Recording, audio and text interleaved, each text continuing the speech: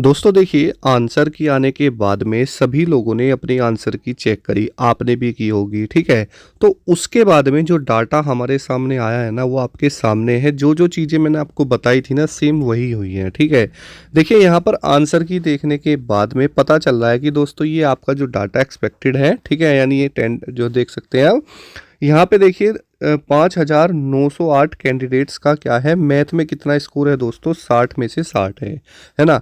और रीजनिंग में 16,630 कैंडिडेट्स का 60 में से 60 स्कोर है ना। उसके बाद हमने देखा आपका जीके। ओनली दोस्तों जीके में 3 कैंडिडेट्स ऐसे हैं जिनके 75 आउट ऑफ 75 मार्क्स हैं, और वहीं पर अगर हम 1288 कैंडिडेट्स की बात करें, वो ऐसे हैं जिनके 75 आउट ऑफ 75 मार्क्स हैं। अब देखिए दोस्तों, ये जो डाटा है ना, बेस्ड है 1.5 लाख कैंडिडेट्स का, यानी दोस्तों 1,50,000 कैंडिडेट्स का डाटा देखने के बाद में तब ये आंकड़ा निकल के आया है। तो इस चीज़ से आप अंदाज़ा लगा सकते हैं। देखिए यहाँ पर मैथ और रीजनिंग का तो कोई मतलब बनता नहीं है। क्यों? क्योंकि भाई इससे तो कट ऑफ बनेगी नहीं। आपकी 2 चीज़ें रह जाती हैं, क्या? जीके और दोस्तों इंग्लिश। अब देखिए दोस्तों, जीके में ना भाई बहुत कम बच्चे ऐसे हैं जो कि अच्छे खासे क्वेश्चन अटेम्प्ट कर पाए। आप देख सकते हैं, मान लो बस मात्र 3 ही कैंडिडेट्स ऐसे मिले हैं जिनके पूरे मार्क्स हैं, फुल मार्क्स हैं, ठीक है। और उसके अलावा आप दोनों यहाँ पर अटेम्प्ट देख सकते हैं, और कैंडिडेट्स जो हैं 1288 ऐसे हैं जिनके इंग्लिश में कितने हैं दोस्तों, 75 में से 75 है। तो वाकई दोस्तों ये चीज़ें चौंकाने वाली हैं। अब देखिए, बात करते हैं हम एवरेज स्कोर को लेकर, आपका shift wise normalization, safe score और दोस्तों कट ऑफ को लेकर, ठीक है। उसके बाद में बात करेंगे आपका शिफ्ट वाइज नॉर्मलाइजेशन कैसे होगा और किस शिफ्ट के सबसे ज़्यादा नंबर देखने के लिए मिलेंगे, और सबसे ज़्यादा हार्ड अब तक की कौन सी शिफ्ट रही है। साथ ही दोस्तों बात करेंगे सेफ स्कोर और कट ऑफ की लेकर, ठीक है। देखिए दोस्तों, यहाँ पर जैसे जैसे बच्चों ने अपनी आंसर की चेक करी और उसके बाद में जो डाटा सामने आया निकल के, उसमें ये देखिए सबसे ज़्यादा अब तक की सबसे जो टफ शिफ्ट बताई जा रही है ना, वो आपकी दोस्तों 30 अक्टूबर की, ठीक है। 30 अक्टूबर की जो 12:30 बजे से, ठीक है, 2:30 बजे वाली शिफ्ट है ना, वो सबसे ज़्यादा अब तक की टफेस्ट शिफ्ट में से एक है, यानी सबसे ज़्यादा टफ वही है। तो भाई जिन साथियों ने भी इस शिफ्ट में एग्जाम दिया है और उनके थोड़े कम अटेम्प्ट हैं, कम नंबर हैं, तो उन्हें बिल्कुल भी घबराने की दोस्तों ज़रूरत नहीं है। उनको यहाँ पर नॉर्मलाइजेशन में अच्छा खासा फ़ायदा देखने के लिए मिलने वाला है, ठीक है। अब जैसे हमने दोस्तों ये कुछ शिफ्ट ली हैं आपकी, जैसे 15 अक्टूबर है, 28 अक्टूबर है, 21 अक्टूबर है, 11 नवंबर है, 21 अक्टूबर है, 16 अक्टूबर है, 1 अक्टूबर है, 30 अक्टूबर है, 12 नवंबर है और 17 दिसंबर है। तो इस तरीके से आप यहाँ डेट भी देख सकते हैं, मतलब डेट देख सकते हैं और आपका टाइम देख सकते हैं, और ये आपका एवरेज मार्क्स है। अब आपकी जो दोस्तों 30 अक्टूबर की आपकी 12:30 से 2:30 बजे वाली शिफ्ट है ना, उसका एवरेज स्कोर 49 है। आप अब अंदाजा लगा सकते हो, ओनली 49। तो भाई साहब चीज़ें देखने लायक बन रही हैं। और जो चीज़ें मैंने आपको बताई थी ना, देखिए मैथ और रीजनिंग ये 2 ऐसे सब्जेक्ट होते हैं जहां बच्चा ना आपकी जो कट ऑफ है ना हाई जाने के चांसेस होते हैं। लेकिन भाई ये चीज़ें तो आपकी सेशन 1 में है, ठीक है। अब आपकी जो कट ऑफ बननी है वो इंग्लिश और दोस्तों जीके से बननी है, ध्यान से समझिए। और मैंने अभी आपको स्टार्टिंग में क्या चीज़ दिखाई, भाई इन दोनों सब्जेक्टों में बच्चों का जो अटेम्प्ट है ना, वो इसके मुकाबले डाउन है, और भाई जीके में तो बहुत ही ज़्यादा डाउन है। तो भाई कट ऑफ तो आपकी इतनी हाई नहीं जाएगी जितनी आप समझ के बैठे हो, ठीक है।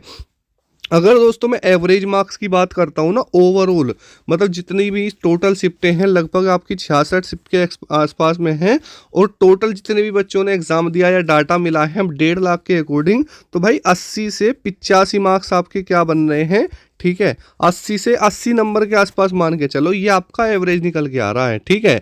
तो इसमें अभी नॉर्मलाइजेशन भी होगा, तो कहीं ना कहीं चीज़ें, और ये तो उसकी मैं बता रहा हूँ जो मॉडरेट शिफ्ट है, इजी टू मॉडरेट शिफ्ट है, और जो डिफिकल्ट है उनमें मैंने आपको बता दिया भाई साहब। 49 क्या है दोस्तों आपका एवरेज स्कोर है उस शिफ्ट का, ठीक है। तो ये चीज़ें आपके सामने है। नॉर्मलाइजेशन में दोस्तों मैं अगर बात करूँ ना, तो जो शिफ्ट मैंने बताई है आपकी 30 अक्टूबर वाली, उसको अच्छा खासा नॉर्मलाइजेशन मिलेगा, और मैं तो ये कहूँगा एटलीस्ट एटलीस्ट जो भी आपकी 10-15 शिफ्ट है ना, अच्छा खासा उन्हें नॉर्मलाइजेशन मिलेगा, जो कि मैंने अभी आपको बताई थी, जिनका जो एवरेज स्कोर है दोस्तों 60 से डाउन है। ठीक है भाई, मिलेगा तो औरों को भी, लेकिन भाई इनको थोड़ा सा मुझे लगता है ज़्यादा मिलेगा। ठीक है, अब देखो हूँ तो मैं भी भगवान भी, मैं भी आप ही के जैसा हूँ, बट दोस्तों चीज़ें जो मैं देखी हैं वो मैं आपको यहाँ पर बता रहा हूँ। ठीक है, तो इस चीज़ को आपको थोड़ा सा समझना होगा।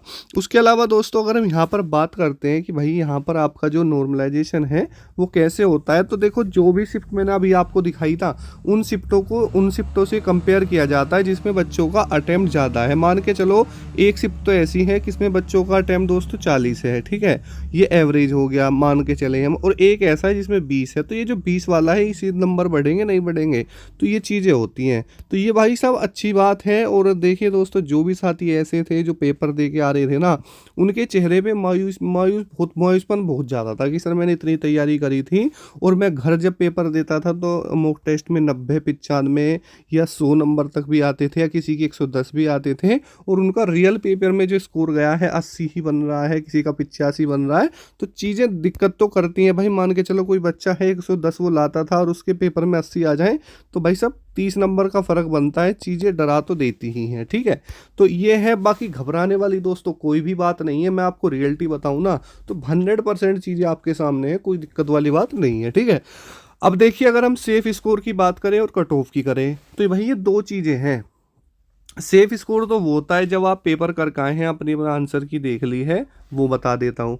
सबसे पहले आप जान लीजिए, अगर आप जनरल कैटेगरी में आते हैं, ठीक है, और लगभग दोस्तों आंसर की मैं आपके कितने 35 क्वेश्चन के आसपास बन रहे हैं। ठीक है, 35 क्वेश्चन के पास आसपास बन रहे हैं, और आपकी जो शिफ्ट है वो दोस्तों इजी रही है या मॉडरेट रही, इजी टू मॉडरेट। ठीक है, तो आप सेफ हैं। बल्कि अगर आपकी शिफ्ट दोस्तों यहाँ पर ये जो है थोड़ी डिफ़िकल्ट आई है, और आपका दोस्तों 30 से 32 है, तो आप सेफ हैं डिफ़िकल्ट में। मैं आप दोनों चीज़ों को लेके चल रहा हूँ। ठीक है, इजी टू मॉडरेट में 35 और डिफ़िकल्ट में 30 से 32। ठीक है, उसके बाद ओबीसी की अगर दोस्तों को बात करूँ मैं, तो ओबीसी में 34 क्वेश्चन इजी टू मॉडरेट में, और लगभग 28 से 30 क्वेश्चन दोस्तों आपका डिफ़िकल्ट में। ईडब्ल्यूएस की भी लगभग दोस्तों आप सेफ ही देख लेना। उसके बाद अगर एससी की बात करें तो 32 क्वेश्चन के आसपास तो दोस्तों आपका अगर बन रहा है इजी टू मॉडरेट में यहाँ पर। उसके अलावा 27 क्वेश्चन के आसपास आपका यहाँ पर डिफ़िकल्ट में, एससी में 30 के आसपास, और यहाँ पर 26 क्वेश्चन के आसपास अगर आपके बन रहे हैं, तो जहाँ तक लगता है आप सेफ हैं। ठीक है, ये मैंने आपको दोनों चीज़ें बता दी हैं, डिफ़िकल्ट भी और ईजी टू मॉडरेट भी। ठीक है, अभी इसमें आपका दोस्तों नॉर्मलाइजेशन भी होगा, और नॉर्मलाइजेशन यकीन मानना 20-20, 25-25 नंबर तक हो जाता है। मान के चलो किसी बच्चे के भाई 30 क्वेश्चन भी ठीक है ना, 90 उसके नंबर थे, 90 नंबर थे, और मान लो 20 नंबर का उसे नॉर्मलाइजेशन मिल गया, तो उसके 110 नंबर हो जाएंगे नहीं हो जाएंगे। ठीक है, अब एक बात और समझिए दोस्तों, जो कट ऑफ डिपेंड होती है ना भाई, वो होती है आपकी वैकेंसी, दूसरा होता है भाई साहब आपका एग्ज़ाम लेवल। ठीक है, ये दो मेन चीज़ें होती हैं। यहाँ पर अगर दोस्तों मैं बात करूँ तो इस बार आपकी काफ़ी अच्छी वैकेंसी है, 9583 है। ठीक है, पिछली बार वैकेंसी बहुत डाउन थी, 2000 से भी कम वैकेंसी थी। वहाँ पर जो आंकड़ा था ऑल स्टेट का, ठीक है, और कैटेगरी 135 से 140 के बीच में आफ्टर नॉर्मलाइजेशन ख़त्म था। ठीक है, उसके बाद में उससे पहली वैकेंसी की बात करें 2022 की, तो वहाँ पर 125 से 130 के बीच में आंकड़ा ऐसा था। तो इस बार का जो दोस्तों आंकड़ा है ना, बात को समझिए, उस समय पर आपकी 12,000 के समथिंग में पोस्ट थी, तो क्या गई थी कट ऑफ 125 से 130 के बीच में। ठीक है, इस बार कितनी है दोस्तों, 95 से 83 है, तो यहाँ 127 से 132 के बीच में जहाँ तक है आपकी ऑल स्टेट वाइज और ऑल दोस्तों आपकी कैटेगरी वाइज, इसी के इर्द गिर्द आपकी कट ऑफ रहने वाली है। ठीक है, ये चीज़ें आप देख लेना, वो चाहे आपके नॉर्मलाइजेशन में नंबर बढ़े कैसे भी बढ़े, लेकिन कट ऑफ दोस्तों इसके इर्द गिर्द ही आपकी रहेगी, आप देख लेना चाहिए। ठीक है, फिर भी दोस्तों अगर आपके मन में कुछ डाउट है, अगर आप कुछ पूछना चाहते हैं, तो आप दोस्तों कमेंट सेक्शन में कमेंट कर सकते हैं। तो मिलते हैं नेक्स्ट वीडियो में। जय हिंद, वंदे मातरम दोस्तों।